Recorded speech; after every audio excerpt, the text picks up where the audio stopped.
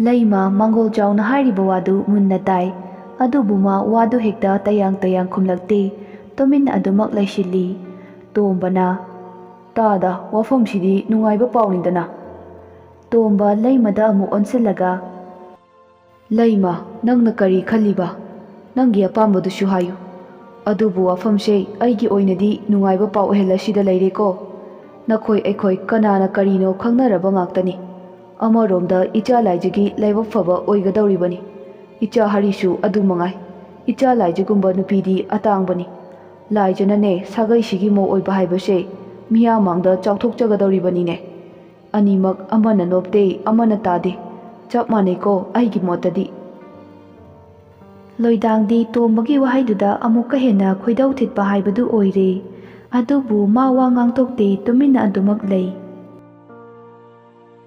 layma tapna khumlai hoi tada takpiribo wafamse aikhoigi oinadi laibak yam fabani adubu ai icha nupigi apamba khangdana mama ama oina hekta hoi haibadi ngamjadre adugishu mathakta itai ibungo hoiga yengnabada kharasu itik ipadi chajadre adubu shina wafam amaromda thamtraga itai ibungona haibiribo wafamse mama ahal ama oina ichaga tara thokna khanajarakige Mangal Jauna amuk hairei hoine adune layma adune tanaro angangaiga adugane hoi haiba paukumdo piraklabadine ngasi hayengsidane Mangal karaknaba tawjarage khoisu aduga amanane thak wangba niembagi khenabagi akaiba karimta leite nangsu mini aishu mini amaga chap manaine aigidi mapa amoina ichagi tawfam tokpado kharadi tawjabani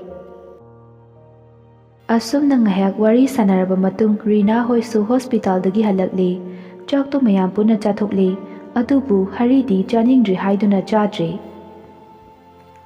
numidang do laija hoi chak toklaba matung mayumda halakli laimadi nongalaga wari sage khankibana wadu makha hodokludre laija ahingdu tumthaba yadaduna amada amuk chep tawduna lei nakanda ise sina tumlibi thoibida amuk yenglaga thoibigi mamaida amuk nungshina makhutuna nanbi aduga amuk cheptuna hiplaga thoibida munna yenglaga khonjal khara pikna thoi tumabo thoi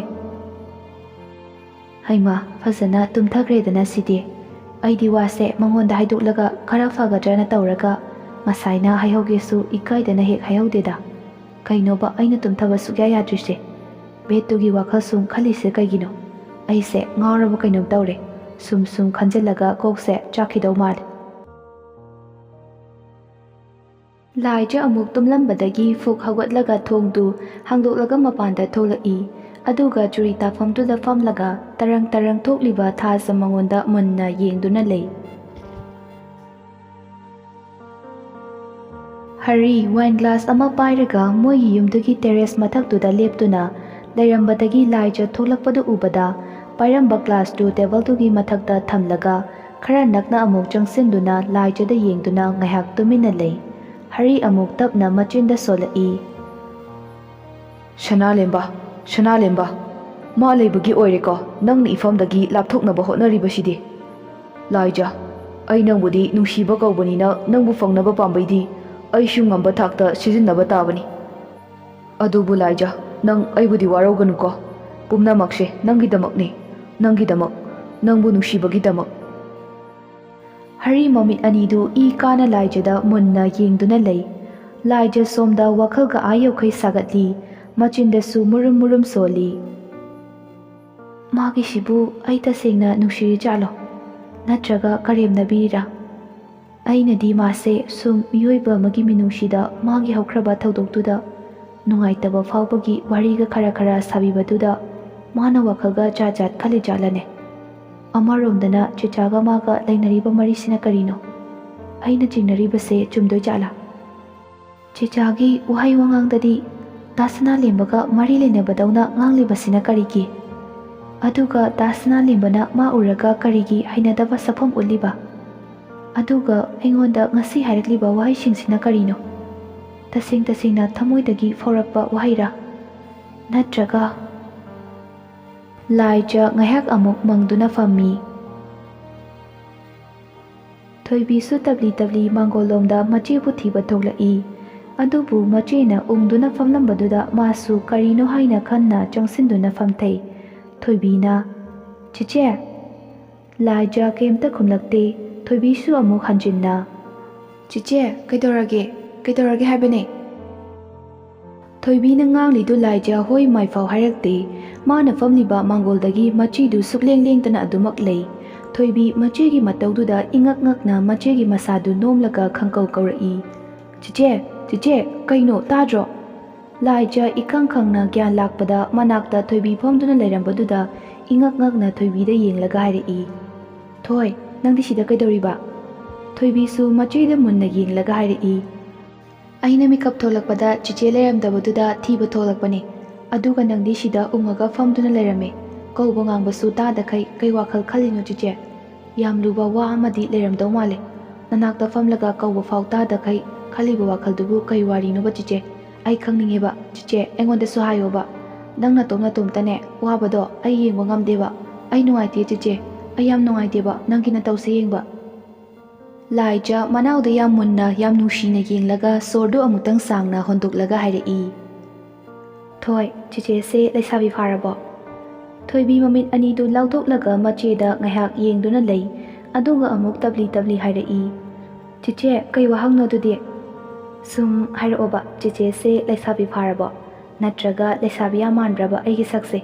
Leisabi manbraba seba hairoba. Thoibi haifet noklaga.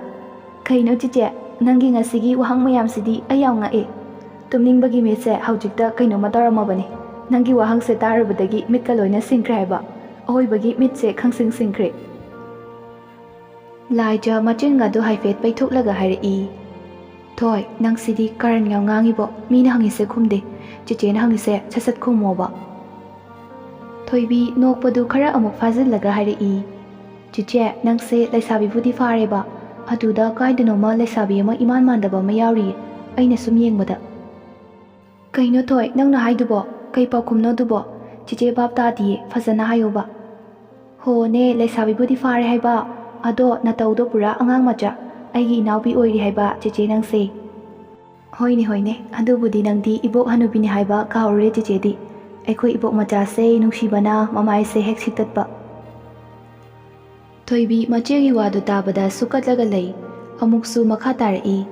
Aikoi chiche sidiba. Ado chiche kai wanoba chiche na aduk matha sana khalidubo. Aingondasu haibiyoba chiche. Aisu yam khangningeba. Thoibi wahaisingdo hairaga macheda mamitu tatu yengduna lei. Laijadu amuktang khaudemlaga hairaki. Thoi chicheda dasna lembado. Dada sana lembado. Adunane manane Thoibi amuksu machegi waduda mayaka kai mamli ba maraktuda yengduna lei. Aduga amuk wadu makha taraki. Chiche ko yektingo nanga tawriduna. Ai ngasi sibu manglo taibunglo tawrise. Dasna limba kaidore haino. Nanga sai chak thinba chaluidu unarakdro. Laija mamai manakong bang saba hawraklabani. Makhut macha aniduna mamaidu amuk paishilli. Aduga sordu amuktang chaning tana hondoklaga hairaki. Thoi dasna lembanane ngasaido chicheda kai kaino hairaiba. Chiche nang haye doctor da yengusira. Laija icham chamna duma khumlai. Kaiki aidi kaidobage. Nang ngauri sidi chiche nang ngauri sidi adugi yengudoine. Chiche na ngauraga chatkradine aikoi imagane ibaini chara hendoine. Laija Thoibigi lengdumda makhut namana lonbiraga aduga makoktu Thoibigi makokta washillaga Laija nokmi hairaki. Thoi dadasna lembana chicheda nungshi hairaiba ngasai aina chak thinba chatpada. Thoibi nokfet tawna macheda fat yenglaga. Aya chiche asengbaira. Haima ngamaroida aidi asengbara haibane. Yam nokninge aina khalambaduga chap chana thoe. Sire daidi nokpada. Thoibi khonjeldu khara hauna nokthoraki. Laija khara pakhatlap hairaki. Thoi mama tumbani hagolakani tapna no haibane. Kai angang no sibo. Aina no fadegi wari libase mangaire. Kai khunok no haiba. Thoibi nokpadu khara amuk fazillaga hairaki. Chiche nangdi dasna lembada kai hairamge. Yare hairamlabo. Ses yadeka aikhoidi itai masak fajaba ma phangdore. Naire aikoi chichena tumin yam tarami jani. Laija thoibigi lengjumda khara tablapna khupakna set thai aduga machindu khara tumthoklaga hairi. Thoi nangsidi karan yam ngangibo. Chiche ne saraksani ko kaidigi taino adumaina ga haiganu hainade betuda itaiga kauganu pakjade. Hoine aisu khalini chiche khara bet maleba mabuk yam fattaba mishu male chiche. Hoida kauraroi yam fattaba mi oiramnadi kamai tawni soidana su oiramgani David hoigumba mi fatta kangudo. Laija thoibigi waduda taha kumjarai. Thoi dasna lembadi David kumba mi natiye madi yam faye mabuksu yam fayeba. Haujikti besu mandrabane khara fazarabane. Nang uradi khangni khara ganate mayam fazarabane. Chiche nang sengnadi wa ama hayo ai question ama hangeba. Kaino thoi hango kaino ba. Nang dasna lembase kayoina khange nushiba khara faubra thamoida. Ha chiche nang dasna lembase nushiba faubra haiba. Laija thoibina nungsiba faubra hanglakpaduda khanghaudana laijadu mihuldu pokhaidubagi kanna chonglai. Khusa singdushu humangna punglup lei. Thoibi amukasu hanjinna hanglai. Chiche nang dasna lembase nushiba faubra haibane. Seba hairoba thamoidaga nushiba faubra ba. Laija khanglaw laurai. Thoi to yare. Adugi wahaido amuhan haiganu. Chiche taningdre haiba. Laija wakhalda kaino ai thamoi she kaidawra haibano. Asukana mihulse hunba hongnabro. He thamoi nang kaidawra haibano. Ha nang kaidawrage nang kaidawra haibano ba. Irang yam torakanu ko ai saraksani ko. Thoibisu machegi mataududa ingak ngakli. Adubu ma machegi mataududa wa makha taba tandana tuminna laishili. Laijana thoi chiche do dasna lemba nungshideba suknung nungshideba. Ado amaromda di nungshi. Aina haidi miyoiba ma oina jamna miyoiba mada nungsibagum. Adugi nungsibadune. Adudagi ahenba nungshiba magi mafamda laitiye. Chiche ai loina khangeba lao tumurase pungse ayokre thengeba. Nangi thasase mayum yokhidore. Aduna aikhoisu tumba changaseba. Hoi changase lao thenge chiche ga tumurase. Laijaga thoibiga noktana changkhibadu ngasaidagi kumhaigum yengliba harina ui. Mangolda musi thalamba tandangi mangalgumlaba bufftusu muthatkiduna harigi mityengfamdagi mangkhre. Adubu ma adumak tuminna thabal mangalda leptuna lehawi.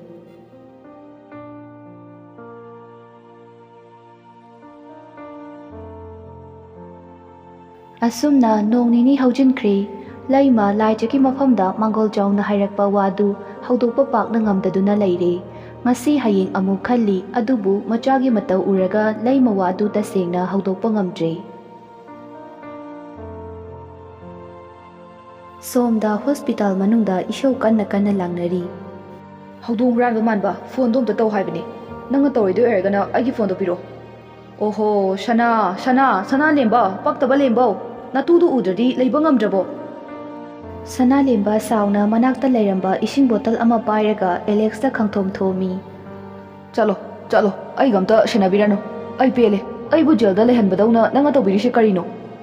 Huranba manba sakta thi nang konang soidna sini ai khuta. Nafam thopa chuna naba kaidawge nang irang adu yam farido kaigino. Nangonda thoklakanda khangni nangshu. Chalo doctor da discharge tawbiro na hairso. Alex sana lembada mamitu paina amuktang yenglamlaga phone du lautoktuna earpiece haplaga isai taduna leithokre. Sana lembadi Alex ki mataududa amukka hena I kabada loikre.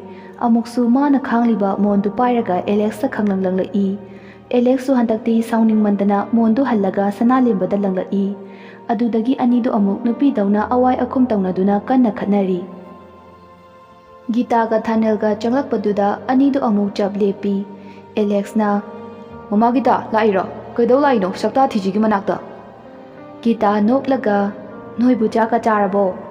Sana lembana Chare mama ngashigidi hotel dagi lauraga khara chare. Niyaido ngashidi thila nuna haraba shum nutigi wabibaduda.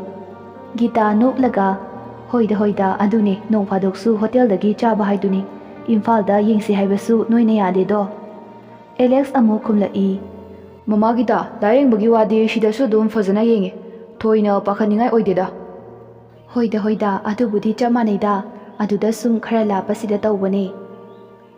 ꯁꯅꯥꯂꯦꯝꯕ ꯑꯦꯂꯦꯛꯁꯇ ꯑꯃꯨꯛ ꯑꯣꯟꯁꯤꯜꯂꯒ ꯃꯃꯥ ꯒꯤꯇꯥꯒꯤ ꯃꯃꯥꯡꯗ ꯍꯥꯏꯒꯦ ꯌꯥꯎꯅ ꯍꯥꯏꯔꯛꯏ꯫ Alex ꯐꯣꯟꯗꯣ ꯑꯝꯇ ꯄꯤꯔꯛꯑꯣ꯫ Alex ꯁꯅꯥꯂꯦꯝꯕꯒꯤ ꯋꯥꯗꯨ ꯇꯥꯁꯤꯟꯅꯗꯅ ꯊꯥꯅꯦꯜꯗ ꯑꯣꯟꯁꯤꯜꯂꯒ ꯍꯥꯏꯔꯛꯏ꯫ ꯊꯥꯅꯦꯜ ꯂꯥꯛꯑꯣꯍꯦ ꯀꯣꯏꯔꯨꯔꯁꯦ ꯀꯥꯟꯗꯦ ꯃꯃꯥ ꯒꯤꯇꯥꯒ ꯑꯁꯤꯒꯤ ꯄꯛꯇꯕꯁꯤꯒꯅꯦ ꯉꯥꯏꯍꯥꯛ ꯂꯩꯍꯧꯁꯅꯤ ꯑꯩꯒ ꯑꯥꯗ ꯀꯣꯏꯊꯔꯨꯁꯤ ꯂꯥꯛꯑꯣ꯫ ꯊꯥꯅꯦꯜꯁꯨ ꯍꯔꯥꯎꯅ ꯍꯣꯏ ꯇꯥꯃꯣ ꯑꯦꯂꯦꯛꯁ ꯀꯣꯏꯔꯨꯁꯦ ꯌꯥꯏꯌꯦ꯫ ꯁꯅꯥꯂꯦꯝꯕ ꯑꯦꯂꯦꯛꯁꯇ ꯃꯃꯤꯠꯇꯨ ꯑꯃꯨꯛꯀ ꯍꯦꯟꯅ ꯄꯩꯅ ꯌꯦꯡꯂꯒ ꯃꯆꯤꯟ ꯑꯅꯤꯗꯨ ꯆꯦꯛꯁꯤꯟꯅꯔꯒ ꯂꯩ꯫ ꯑꯗꯨꯕꯨ ꯑꯦꯂꯦꯛꯁꯇꯤ ꯃꯋꯥꯒ ꯂꯧꯕꯤꯗꯦ꯫ ꯃꯥꯅ ꯊꯣꯛꯄ ꯉꯥꯡꯗꯅ ꯊꯥꯅꯦꯜꯒ ꯊꯣꯛꯈ꯭ꯔꯦ꯫ ꯉꯥꯏꯍꯥꯛꯀꯤ ꯃꯇꯨꯡ ꯑꯦꯂꯦꯛꯁꯀ ꯊꯥꯅꯦꯜꯒꯁꯨ ꯂꯥꯏꯖꯍꯣꯏꯒꯤ ꯈꯨꯡꯒꯪꯗꯨꯗ ꯌꯧꯔꯛꯂꯦ꯫ ꯑꯦꯂꯦꯛꯁꯅ ꯂꯥꯏꯖꯍꯣꯏꯒꯤ ꯃꯌꯨꯝ ꯍꯪꯗꯅ ꯊꯤꯔꯛꯏ꯫ ꯊꯥꯅꯦꯜꯅ ꯇꯥꯃꯣ ꯑꯦꯂꯦꯛꯁ ꯂꯥꯏꯖ ꯍꯥꯏꯁꯦ ꯀꯅꯥꯅꯣ? ꯅꯇꯩꯃꯅꯦ꯫ ꯁꯦꯁ ꯌꯥꯗꯦꯀꯣ ꯇꯥꯃꯣ ꯑꯦꯂꯦꯛꯁ꯫ ꯑꯦꯂꯦꯛꯁ ꯊꯥꯅꯦꯜꯗ ꯃꯃꯤꯠꯇꯨ ꯈꯖꯤꯛ ꯄꯩꯇꯛꯅ ꯌꯦꯡꯂꯒ ꯍꯥꯏꯔꯛꯏ꯫ ꯏꯕꯣ ꯅꯪꯁꯨ ꯅꯌꯥꯝꯕꯒ ꯈꯔ ꯃꯥꯟꯅꯩꯅꯦ꯫ ꯑꯩꯒꯤ ꯏꯇꯨ ꯅꯠꯇꯤꯌꯦ ꯅꯣꯏ ꯅꯌꯥꯝꯕ ꯁꯛ ꯐꯖꯕꯗꯣ ꯃꯥꯒꯤ ꯅꯨꯄꯤꯒꯤ ꯃꯌꯨꯝꯅꯦ ꯍꯪꯂꯤꯁꯦ꯫ ꯊꯥꯅꯦꯜ ꯏꯉꯛ ꯉꯛꯅ ꯍꯥ ꯑꯩꯈꯣꯏ ꯗꯗꯥꯆꯧꯕꯨ ꯅꯨꯄꯤꯒ ꯀꯣꯏꯕ꯭ꯔꯣ? ꯇꯨꯃꯤꯟ ꯂꯩꯕ ꯍꯧꯗꯣꯡꯅ ꯂꯥꯏꯗꯦ ꯍꯥꯏꯁꯦ ꯈꯪꯗ꯭ꯔꯣ ꯊꯥꯅꯦꯜ ꯅꯪꯕꯣ?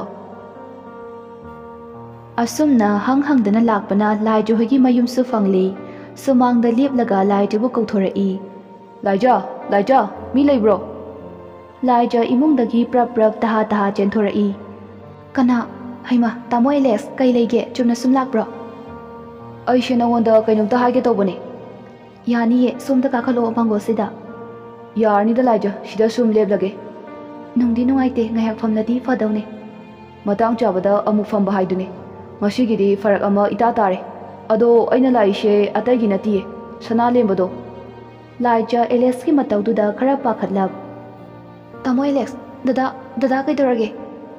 ꯑꯦꯂꯦꯛꯁ ꯃꯃꯥꯏꯗꯨ ꯅꯣꯟꯊꯔꯒ ꯍꯥꯏꯔꯛꯏ꯫ ꯁꯅꯥꯂꯦꯝꯕꯗꯣ ꯇꯨꯁꯤꯟꯕꯗꯒꯤ ꯃꯈꯣꯡ ꯑꯅꯤꯃꯛ ꯇꯦꯛꯑꯦ꯫ ꯂꯥꯏꯖ ꯑꯦꯂꯦꯛꯁꯀꯤ ꯋꯥꯗꯨ ꯇꯥꯕꯗ ꯀꯞꯂꯤ ꯍꯥꯏꯔꯛꯏ꯫ ꯇꯥꯃꯣ ꯑꯦꯂꯦꯛꯁ ꯀꯃꯥꯏꯅ ꯇꯧꯔꯤꯅꯣ?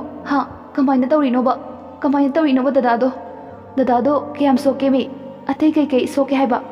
ꯑꯩ ꯗꯗꯥꯒꯤ ꯃꯅꯥꯛꯇ ꯆꯠꯅꯤꯡꯉꯦ ꯄꯨꯕꯤꯌꯨ ꯇꯥꯃꯣ ꯑꯦꯂꯦꯛꯁ ꯑꯩ ꯑꯃꯨꯛꯇ ꯄꯨꯕꯤꯌꯣꯕ꯫ ꯊꯥꯅꯦꯜꯗꯤ ꯑꯦꯂꯦꯛꯁꯀꯤ ꯋꯥꯗꯨꯗ ꯏꯉꯛ ꯉꯛꯅ ꯃꯌꯥ ꯀꯥꯈꯩ ꯑꯦꯂꯦꯛꯁꯇ ꯌꯦꯡꯗꯨꯅ ꯂꯩ꯫ ꯑꯦꯂꯦꯛꯁꯇꯤ ꯅꯣꯟꯊꯔꯒ ꯆꯤꯝꯕꯥꯜꯗꯨ ꯈꯖꯤꯛ ꯆꯤꯡꯈꯠꯂꯒ ꯅꯣꯛꯏ꯫ ꯑꯗꯨꯒ ꯑꯃꯨꯛ ꯁꯛꯐꯝꯗꯨ ꯐꯠ ꯍꯣꯡꯂꯒ ꯂꯥꯏꯖꯗ ꯌꯦꯡꯂꯛꯏ꯫ ꯂꯥꯏꯖ ꯌꯥꯒꯗ꯭ꯔꯣ ꯅꯪꯕꯣ ꯉꯥꯏꯍꯥꯛꯇꯪ ꯑꯣꯏꯔꯁꯨ ꯆꯠꯂꯨꯁꯤꯔꯣ ꯍꯣꯁꯄꯤꯇꯥꯜꯗ? ꯌꯥꯅꯤꯌꯦ ꯇꯥꯃꯣ ꯑꯦꯂꯦꯛꯁ ꯌꯥꯅꯤꯌꯦ꯫ ꯂꯩꯔꯝꯃꯨꯀꯣ ꯁꯤꯗ ꯉꯥꯏꯍꯥꯛꯇꯪ ꯂꯩꯔꯝꯃꯨꯀꯣ꯫ ꯂꯥꯏꯖ ꯑꯁꯤ ꯍꯥꯏꯔꯝꯂꯒ ꯏꯃꯨꯡꯂꯣꯝꯗ ꯇꯍꯥ ꯆꯦꯟꯁꯤꯟꯈꯤ꯫ ꯂꯥꯏꯖ ꯍꯦꯛ ꯆꯪꯈꯤꯕꯒ ꯊꯥꯅꯦꯜꯅ ꯇꯥꯃꯣ ꯑꯦꯂꯦꯛꯁ ꯍꯧꯖꯤꯛꯀꯤꯗꯣ ꯐꯥꯒꯤꯔꯣ ꯑꯁꯦꯡꯕꯔꯣ ꯅꯪ ꯍꯥꯏꯗꯣ? ꯑꯦꯂꯦꯛꯁ ꯅꯣꯛꯂꯒ ꯊꯥꯅꯦꯜ ꯍꯩ ꯑꯄꯪ ꯅꯪ ꯅꯌꯥꯝꯕ ꯁꯛꯇꯥꯊꯤꯗꯣ ꯎꯔꯛꯇ꯭ꯔꯣ ꯉꯁꯥꯏ? ꯃꯩꯌꯥꯒ ꯀꯥꯈꯠꯇꯅ ꯂꯩꯍꯧꯔꯤꯗꯣ ꯎꯔꯛꯇ꯭ꯔꯣ? ꯑꯩꯒꯤꯁꯤꯗꯤꯅꯦ ꯂꯥꯏꯖꯗ ꯍꯤꯗꯥꯛ ꯊꯥꯕꯅꯦ꯫ ꯑꯁꯨꯝꯅ ꯂꯥꯏꯖꯁꯨ ꯍꯣꯁꯄꯤꯇꯥꯜꯗ ꯌꯧꯔꯛꯂꯦ꯫ ꯁꯅꯥꯂꯦꯝꯕꯗꯤ ꯃꯆꯥꯕꯦꯝ ꯂꯥꯛꯄꯗꯨꯗ ꯏ ꯀꯥꯕ ꯍꯦꯟꯃꯟꯗꯅ ꯃꯃꯤꯠꯇꯨ ꯎꯏꯁꯤꯜꯂꯒ ꯇꯨꯝꯗꯨꯅ ꯂꯩ꯫ ꯃꯆꯥꯕꯦꯝꯗꯤ ꯒꯤꯇꯥꯒ ꯋꯥꯔꯤ ꯁꯥꯟꯅꯗꯨꯅ ꯂꯩ꯫ ꯈꯪꯍꯧꯗꯦ ꯂꯥꯏꯖ ꯀꯥꯗꯨꯗ ꯈꯪꯆꯦꯟ ꯆꯦꯟꯁꯤꯜꯂꯛꯇꯨꯅ ꯁꯅꯥꯂꯦꯝꯕꯒꯤ ꯃꯁꯥ ꯅꯣꯝꯂꯒ ꯀꯞꯂꯛꯄ꯫ ꯃꯥ ꯄꯥꯈꯠꯄ ꯍꯦꯟꯃꯟꯗꯅ ꯀꯥꯗꯨꯗ ꯀꯅꯥ ꯂꯩ ꯍꯥꯏꯕ ꯐꯥꯎ ꯍꯟꯅ ꯌꯦꯡꯗꯈꯩ ꯁꯅꯥꯂꯦꯝꯕꯗ ꯃꯃꯥꯏꯗꯨ ꯎꯞꯁꯤꯜꯂꯒ ꯀꯞꯂꯛꯏ꯫